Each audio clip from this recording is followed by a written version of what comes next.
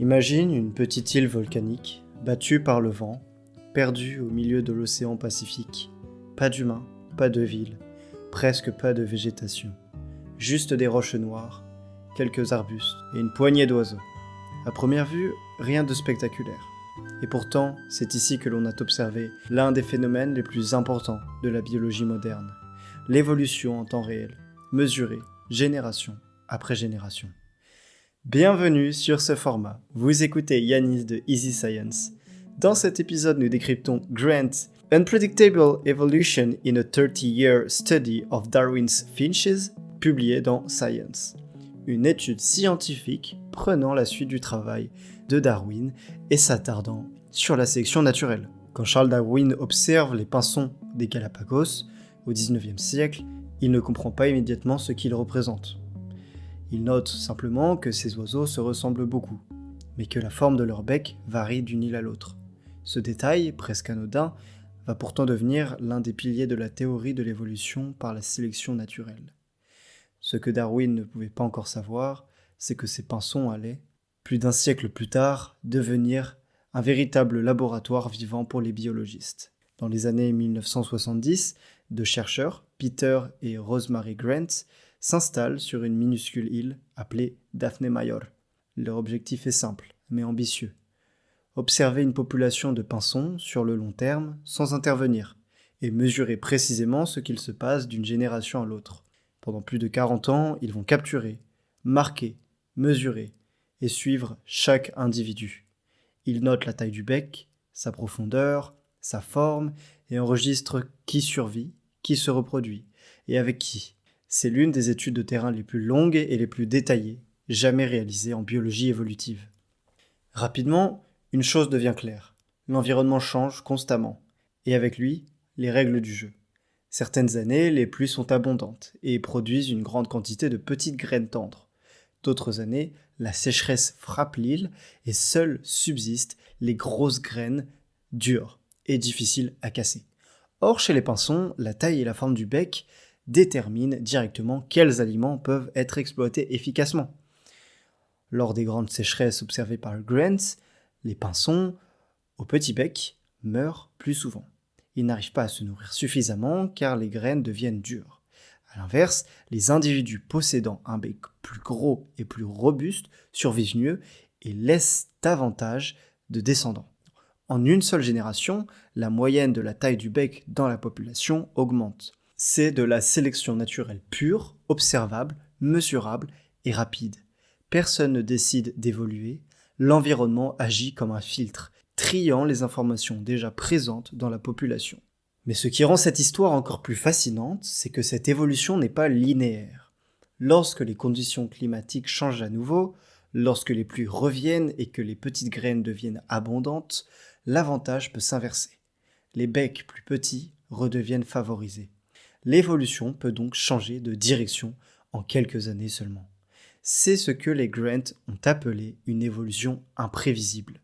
Non pas parce qu'elle est magique, mais parce qu'elle dépend étroitement des conditions environnementales fluctuantes. Pendant des années, les biologistes savaient que les changements avaient une base génétique, sans pouvoir identifier précisément quels gènes étaient impliqués. Cette limite disparaît avec l'arrivée de la génomique. En 2015, une équipe menée par Leif Andersson et Sanjit Lamachaney, celui-là n'était pas facile à prononcer, séquence le génome de plusieurs espèces de pinsons. Les résultats sont fous. Une grande partie de différence de la forme du bec s'explique par quelques régions clés du génome, notamment des gènes impliqués dans le développement du crâne et de la face. Cela bouleverse une idée reçue tenace. L'évolution ne repose pas toujours sur une accumulation lente de milliers de petites mutations. Parfois, une mutation génétique sur un petit nombre de gènes peut avoir des effets morphologiques majeurs, avec des conséquences écologiques immédiates. Une légère modification du développement du bec peut déterminer quelles ressources un individu peut exploiter, et donc s'il survivra ou non. Un autre aspect fondamentalement révélé par ces études concerne le flux génétique et l'hybridation. Si tu as suivi le dernier épisode sur les loups de Isle Royale, tu sais ce que c'est que le flux génétique. Pour un petit rappel, Dans l'épisode précédent, on avait dit que ce loup avait migré sur cette île, et donc ici, avec nos pinsons, on a un événement de flux génétique très similaire à celui du loup d'Isle Royale. L'un d'entre eux va migrer et apporter des nouveaux gènes, des nouveaux allèles. Contrairement à l'image classique d'espèces parfaitement isolées, les pinsons des Galapagos s'hybrident régulièrement. Les individus appartenant à des espèces différentes se reproduisent entre eux. Et leurs descendants sont souvent viables et fertiles. Loin de bloquer l'évolution, cette hybridation peut au contraire enrichir la diversité génétique disponible. On a un cas similaire avec les clishides dans les 3 lacs de la partie sud de l'Afrique, qui serait un cas de radiation évolutive, dans lequel tous ces poissons viendraient d'un seul même groupe de départ et ont été séparés entre 3 lacs.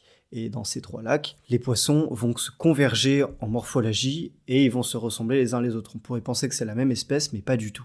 Et quel est le rapport avec l'hybridation ? Eh bien, il y a beaucoup d'hybridation dedans, ce qui crée de nouvelles espèces, ou disons plutôt de nouvelles lignées. Et on pourrait penser que cette hybridation, elle est due par un mix entre la sélection naturelle et la sélection sexuelle. Bref, passons. En 2018, une étude publiée dans Science décrit même un cas de spéciation rapide par hybridation.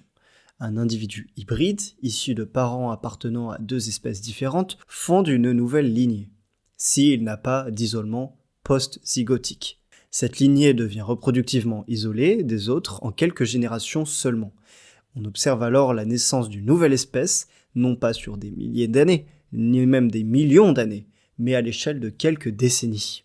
À travers les pinsons des Galapagos, on observe donc plusieurs mécanismes évolutifs fondamentaux, à l'œuvre simultanément. La variation génétique fournit la matière première, la sélection naturelle trie cette variation en fonction de l'environnement. Le flux génétique et l'hybridation renouvellent les combinaisons possibles, la dérive génétique particulièrement forte dans les petites populations isolées introduit une part de hasard, l'évolution apparaît alors non pas comme une marche vers le progrès, mais comme un processus dynamique, contingent et profondément dépendant du contexte. Cette histoire est loin d'être anecdotique, elle nous parle directement du monde actuel, dans un contexte de changement climatique rapide, de fragmentation, des habitats et des pressions humaines intenses. La diversité génétique devient un enjeu central. Les populations pauvres génétiquement ont peu de chances de s'adapter. À l'inverse, celles qui conservent du flux génétique et de la variabilité ont une meilleure capacité de résilience. Les pinsons des Galapagos nous rappellent que l'évolution n'est pas une idée abstraite enfermée dans les livres. C'est un processus vivant, observable, mesurable et toujours en cours. Sur une petite île volcanique, quelques oiseaux ont suffi à démontrer comment les gènes, l'environnement et le hasard interagissent pour façonner le vivant. Et peut-être que la véritable leçon de cette histoire est là. Comprendre l'évolution, ce n'est pas seulement comprendre le passé, c'est aussi comprendre ce qui conditionne l'avenir du vivant, y compris le nôtre. Dans le prochain épisode, nous mettrons les pieds dans la mare et nous nous intéresserons à la disparition des amphibiens.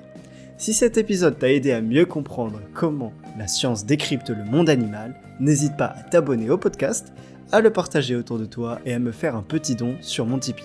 Chaque épisode, on prendra un article scientifique et on ira le décrypter. Merci d'avoir écouté, à très bientôt pour un nouveau décryptage scientifique.